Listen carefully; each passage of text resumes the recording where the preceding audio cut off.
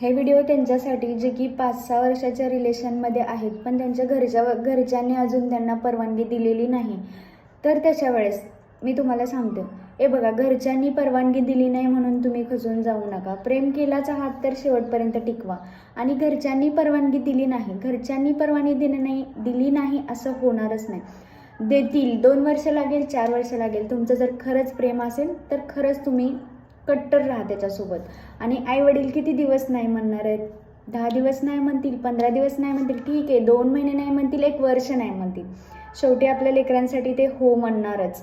आणि तुम्ही जर प्रेम केलं असेल ना, तर हे 100% कडेपर्यंत टिकवाच. कारण खरं प्रेम भेटणं ना, ह्या आयुष्यात खूप म्हणजे खूप कठीण झालेलं आहे. आणि तुम्ही प्रेम केलातच, ते कडेपर्यंत टिकवायला तुम्हाला कशाचीच भीती नाही. आईवडील ठीक आहे, त्यांना पण आपली एक काळजी असते. त्यांना वाटत असतं ह्यानी प्रेम केलं आहे, ती मुलगी ह्याला शेवटपर्यंत टिकेल की नाही, किंवा हा मुलगा हिला एवढ्या कडेपर्यंत घेऊन जाईल की नाही, हा मुलगा कसा आहे, माझ्या मुलीसाठी हा परफेक्ट असू शकेल की नाही.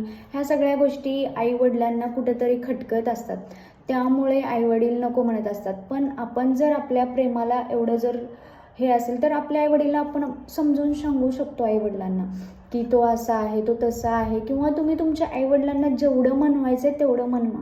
पण तुमच्या खऱ्या प्रेमाला तुम्ही खरंच खूप प्रेम केलं असेल तर अजिबात सोडून जाऊ नका. एक ना एक दिवस घरचे हो म्हणतील आणि एकदम चांगल्या प्रकारे लग्न करून घ्या आणि त्याची साथ आयुष्यभर ठेवा.